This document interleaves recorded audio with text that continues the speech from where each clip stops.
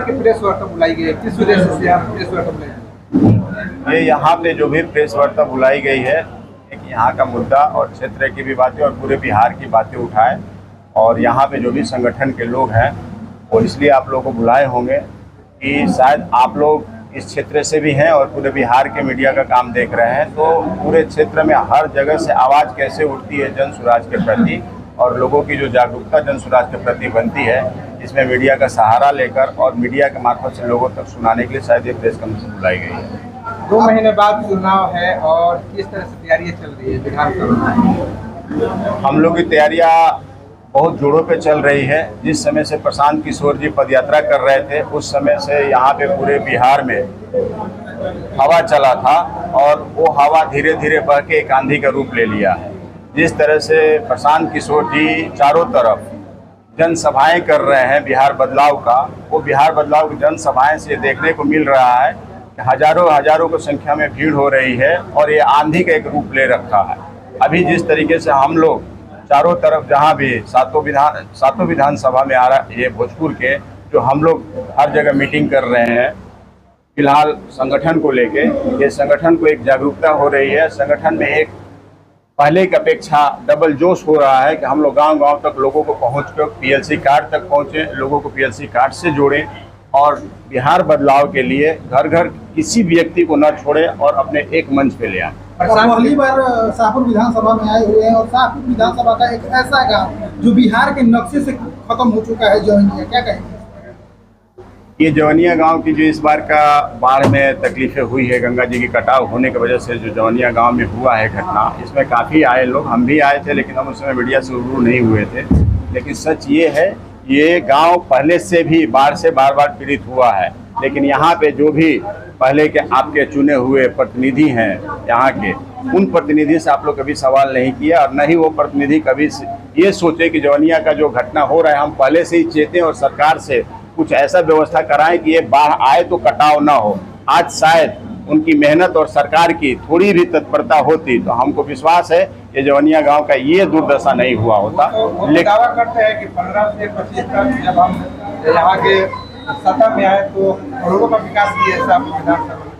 ये तो आप लोग बेहतर बताएंगे, अगर कभी उन लोगों के साथ प्रेस में बोले होंगे, बात किए होंगे तो देखने को मिलता है कि शाहाबाद के पूरे धरती पे मैं बोल रहा हूँ कि जो स्थिति अभी हमारा भोजपुर का इस गंगा के तट का है, गरीबी से लेके, शिक्षा से लेके, रोड से भी लेके और यहाँ पे जो कटा हुआ उसको भी मैं बता रहा हूँ। इससे साबित होता है कि आपके प्रतिनिधि यहाँ के कितने काम किए हैं और महागठबंधन के कहीं के भी प्रतिनिधि देख लीजिए कि कट्टे की सरकार में है तो कट्टे की राजनीति ज़्यादा करेंगे, गाली गलौज की राजनीति ज़्यादा करेंगे। आपको ये भी देखने को मिला होगा कि कोई भी पत्रकार भी उनको रात को फ़ोन करके कुछ पूछता है, यहीं नहीं पूरे बिहार में ऐसे हुए हैं घटना, वो लोग गाली गलौज से बात करते हैं कि हम तुम्हारे घर पे आके ये कर देंगे, किसी को हत्या करने की धमकी देते हैं। मेरा तो ये कहना है कि यहाँ के जनता एक बार जाग चुकी है और लगभग जनता को पता चल चुका है कि महागठबंधन के जहाँ भी सरकारें हैं हम लोग के लिए उपयुक्त नहीं है और इस बार शायद कट्टे की सरकार कहीं से भी जीतने वाली। बिहार में पदयात्रा चल रहा है, इसका उद्देश्य क्या है? अभी पदयात्रा नहीं चल रहा है, पूरे बिहार में हर विधानसभा में प्रत्याशियों का पदयात्रा चल रहा है, प्रशांत किशोर जी का नहीं चल रहा है। प्रत्याशियों का पदयात्रा चलने के पीछे एक ही उद्देश्य है कि जितने भी हमारे प्रत्याशी हैं वो अपने एकता दिखाते हुए ये साबित करें इस क्षेत्र में जा रहे हैं तो उनके साथ जनाधार जो दिख रही है, कितनी बड़ी जनाधार दिख रही है, और जनाधार ही नहीं दिखाना है, जनाधार के साथ साथ उसमें जितने भी हमारे मंच पे आके कार्यकर्ता के रूप में काम करना चाहते हैं तो उनको कार्यकर्ता के रूप में जोड़ा जा रहा है। हर पंचायत विधानसभा में 5-5 प्रत्याशी है, अगर एक प्रत्याशी का टिकट मिले और 4 को नहीं मिलेगा, क्या साथ रहेंगे? आपको तब ये पता नहीं है, कभी प्रत्याशियों से आप लोग इंटरव्यू लीजिएगा।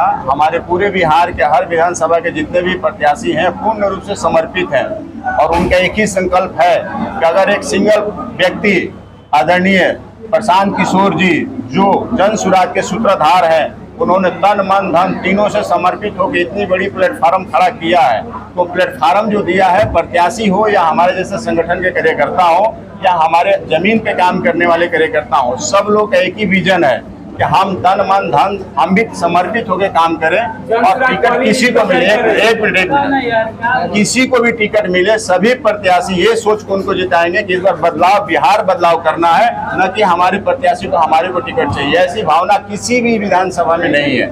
भाजपा के उपाध्यक्ष ने प्रशांत किशोर पर यह आरोप लगाया है कि JSPT जो कंपनी है वो प्रशांत किशोर जी की बेटी, बहन और जनसुराज के राष्ट्रीय अध्यक्ष के बेटे के द्वारा चलाया जा रहा है, जिसमें करोड़ों का हेराफेरी किया जा रहा है, फंडिंग हो रहा है। भाजपा के बहुत उपाध्यक्ष हैं, कौन उपाध्यक्ष की बात कर रहे हैं? संतोष पाठक। संतोष पाठक जी का कभी आप इंटरव्यू सुनिएगा, पहले कभी दिए हैं? उनको बोलने भी नहीं आ रहा है। उनको कैसे भाजपा उपाध्यक्ष बना दिया है, हम सोचने पे मजबूर हैं।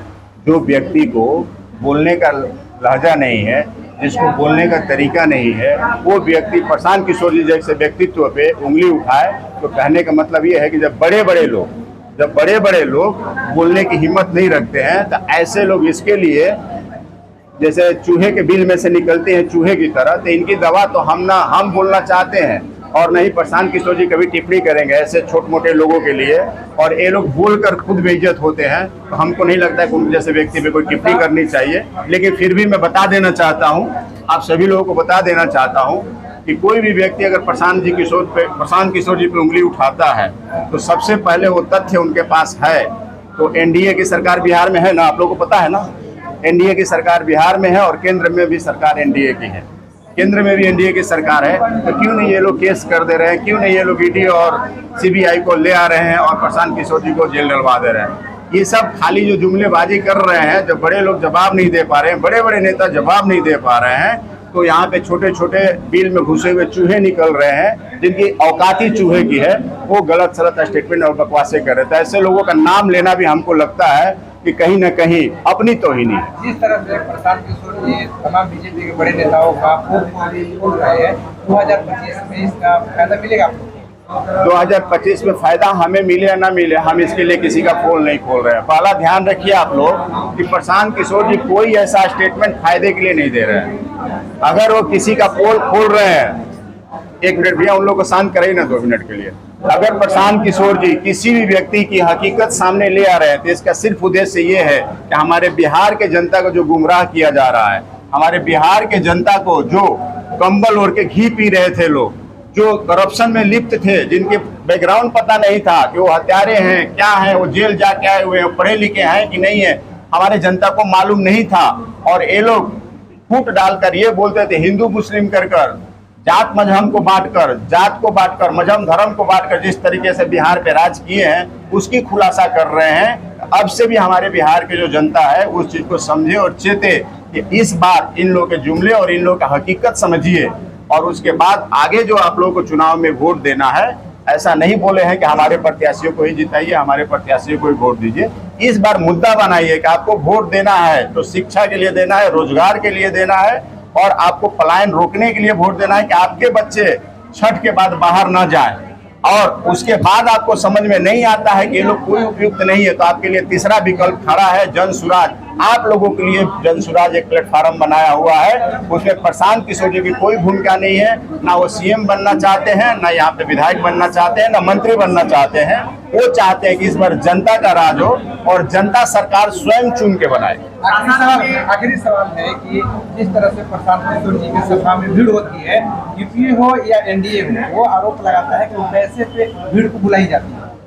लगभग आप किसी भी सभा में बहुत सारे मीडिया वाले उनके कहने पे गए हैं, पैसा लेके गए हैं। आरजेडी के और एनडीए के लोगों के तरफ से गए हुए मीडिया वाले भी वहां पे सिंगल लोगों के जाके इंटरव्यू लिए हैं। और पूरे मैं दावा ठोकता हूं कि कोई भी मीडिया वाला जाके पूछ ले, हाँ अगर 1-2 लोग कहीं ऐसे गलत इंटरव्यू दिए भी होंगे तो आप उनका हिस्ट्री निकालिएगा, बैकग्राउंड निकालिएगा, तो आपको पता चलेगा वो व्यक्ति आरजेडी का है और नहीं तो कहीं कहीं बीजेपी के काम करने वाले कार्यकर्ता है। बाकी अगर पब्लिकली किसी से पूछिएगा आप जाकर, तो कोई पब्लिक ये नहीं कहेगा कि हमें पैसे से लाया जा रहा है। हाँ, एक व्यवस्था दिया जा रहा है, अगर कहीं भी सभा हो रहा है, दूर से लोग आ रहे हैं, तो उनको आने जाने की संसाधन दिया जा रहा है। अगर 4 घंटा सभा में कोई बैठ रहा है तो स्वाभाविक चीज है कि अतिथि देवो भव, हमारे सुनने के लिए आ रहे हैं, वो जनता के 4 घंटा बैठ रहे हैं, तो उन्हें पानी का नाश्ता की व्यवस्था किया जा रहा है। ये जनसुराज की तरफ से मैं बोल रहा हूँ, एक्सेप्ट कर रहा हूँ। लेकिन अगर किसी भी व्यक्ति से ये पूछा जाए कि आपको कहीं 500 रुपया मिला है, 100 रुपया मिला है, तो ये अभी तक एनडीए करती है, बीजेपी करती है, आरजेडी करती है। और दूसरा चीज, जितनी भी बड़ी बड़ी मोदी जी की सभा हुई है, मैं तो व्यक्तिगत नहीं नाम लेना चाहता हूँ, लेकिन जितनी भी बड़ी बड़ी एनडीए की सभा हो रही है मोदी जी के नाम पे, चाहे सेंट्रल के नाम पे, वो में सरकारी तंत्र के पैसा उपयोग किया जा रहा है, सरकारी लोगों को बुलाया जा रहा है, रसोईया वाले हैं, वो जीविका दीदी वाले, इन सबों को भर भर के बुलाया जा रहा है। और जिसका पैसा किसका लग रहा है? जनता का पैसा है। वो सरकारी पैसा अगर नाजायज तरह से दुरुपयोग किया जा रहा है तो पैसा किसी का नहीं, वो पैसा जनता का है। तो हम जनता का पैसा गलत जगह दुरुपयोग हो रहा है, ये मीडिया वालों को पता है। और दूसरी, अभी शाहाबाद की मैं आपको रिपोर्ट दे रहा हूँ कि शाहाबाद में एनडीए की सभा जहां जहां हो रही है, बक्सर में हुआ, राजपुर में हुआ, जो मैं देखा कि ये लोग 2000 भी भीड़ बटोर नहीं पा रहे, पूरा एनडीए जुट कर। आप प्रमाण देखने को मिलेगा, सीएम आए थे, कुर्सी पूरी खाली थी, यहाँ पे बड़े बड़े लीडर आए थे, पूरी कुर्सी खाली थी। आप ही के क्षेत्र के एक बहुत जाने माने आईपीएस अपने आप यहाँ पे लेकर स्थापित किए, अपने आप को ले आके यहाँ पे स्थापित किए कि हम एक बहुत बड़े आईपीएस हैं। ना वो सरकार की सेवा, देश की सेवा कर पाए, और ना यहाँ पे आके पॉलिटिक्स में लोगों की सेवा कर पाए। वो आज के डेट में मंच पे अपमानित हो रहे हैं, एनडीए के मंच पे अपमानित हो रहे हैं। बड़े उनके लीडर, बिहार के बड़े लीडर, मैं नाम नहीं लेना चाहता हूं, बिहार के बड़े लीडर उनको अपमानित कर रहे हैं और उसको बोल रहे हैं कि समय आएगा तो दिखाया जाएगा। तो इसीलिए हम लोग कहते, मारपीट तो आम बात है ना एनडीए में। तो आपने देखा होगा कि हमारे यहाँ धनसोई बगल में एक राजपुर विधानसभा है, वहां पे एनडीए में आपस में मारपीट हुआ, ये मीडिया में सब लोगों ने वायरल किया था। तो हम ये कहेंगे कि जब ऐसे भी लोग हमारे समाज से आके अति महत्वाकांक्षी हो जाएंगे और अपने स्वार्थ के लिए खाली लड़ेंगे तो समाज का कल्याण नहीं करेंगे। तो आज ऐसी हालत उनकी भी बन गई है कि धोबी का कुत्ता घर का ना घाट का। शाहपुर विधानसभा में प्रशांत किशोर जी पहुंचे थे और उनका एक कहना था कि अगर 2025 में अगर पहला सीट अगर जनसुराज जीती है तो वो शाहपुर होगा। इस सीट को डिटेन करने के लिए आप लोग किस तरह से तैयारी कर रहे हैं? देखिए, डिक्लेयर तो हमारी जन स्वराज पार्टी का कोई भी व्यक्ति ऐसा नहीं है, वो हम हैं या ऊपर के जो भी अधिकारी हैं, कि किसी को सीट डिक्लेयर कर दे रहे हैं कि हमारे प्रत्याशी होंगे। प्रत्याशी की इस बार घोषणा जो भी हो रही है जनता की आवाज से हो रही है। बार बार मीडिया में हम ये बात बोल रहे हैं कि हमारे यहाँ से जो भी 5 प्रत्याशी कहीं भी विधानसभा से आ रहे हैं, उनका घोषणा अभी हम लोग का नया बैठक 3 तारीख के बाद चालू होगा। एक बैठक की जा रही है हर प्रखंड स्तर पर और विधानसभा स्तर पे। विधानसभा स्तर से जितने लोग आ रहे हैं वो प्रत्याशी को चयन करेंगे, उनको एक बताना है कि प्रत्याशी हमारे यहाँ से कौन सही है, उनको हम लोग यहाँ से टिकट देंगे और चुनाव लड़ाएंगे। आपको क्या सवाल करना है, पूछ लीजिए। सासाराम में नीतीश कुमार के सभा में एक बैनर पे आरसीपी सिंह का फोटो लगा हुआ था, कहीं आरसीपी सिंह नीतीश कुमार के जनसुराज में जुड़े हुए हैं, नीतीश कुमार के खुफिया तो नहीं है? देखिए, आपको इस सब पे तो सवाल देना हम उचित नहीं समझते हैं, लेकिन हमारे संगठन में हम लोग किसी व्यक्ति पे न शक करते हैं और वो हमारे बड़े पदाधिकारी हैं और हमारे जनसुराज परिवार के एक अभिन्न अंग हैं। और ऐसे सवाल अगर कोई करके आपको बरगला रहा है तो ये गलतफहमी है। हम इसका निंदा करते हैं और इसका खंडन करते हैं कि ऐसी कोई भावना नहीं है। और आरसीपी से एक पढ़े लिखे बहुत ही सुलझे हुए व्यक्ति हैं और लगभग वो हमारे संगठन में बहुत मजबूती के तौर पे हर तरह से छाए हुए हैं। तो जो भी आपको जवाब दे रहा है वो गलत आपको बात कर रहा है। धन्यवाद।